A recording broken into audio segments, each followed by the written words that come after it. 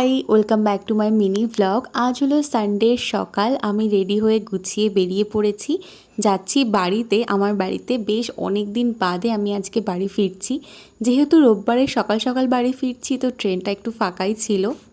আর আমি আজকে এতটাই সকালে বেরিয়েছি, সেরকম কিছু বাড়ি থেকে খাইনি, তো নিয়ে এসেছিলাম বিস্কুট। তো ট্রেনে বসে বসে দুটো বিস্কুট খেয়ে জল খেয়ে নিলাম। আর বাড়ি ফিরতে ফিরতে দেখলাম এই দিকের ওয়েদারটা ভীষণ একটা কোজি কোজি ঠান্ডা ঠান্ডা, বেশ ভালো ওয়েদার।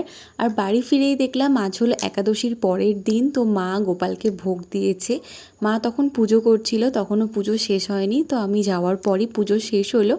আর এত কিছু ভোগ দিয়েছে দেখে বেশ ভালো লাগছিল। তারপর মার পুজো শেষ হওয়ার পর সব কিছু দিয়ে মা আমাকে খেতে দিল। এতগুলো ভাজা দিয়েই তো আমি ফার্স্টে খেয়ে নিয়েছি। তারপর একটু ঘুমিয়েছিলাম, সন্ধ্যাবেলায় উঠে বেরোলাম। বেশ অনেক দিন বাদে আমি আর অনিশা আজকে বেরিয়েছি। আর গেছিলাম একটা রাস্তার ধারে ক্যাফেতে, ওখানে খেলাম দুধ চা আর চিকেন পকোড়া, যে দুটোই আমি একদমই সহ্য করতে পারি না, কিন্তু বেশ অনেক দিন পরে খেলাম, ভালোই লাগলো।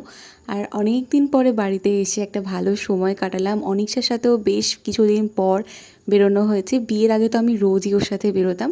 তো আজকের এই রোববারটা এইভাবেই কাটালাম। আবার কাল দেখা হবে। বাই।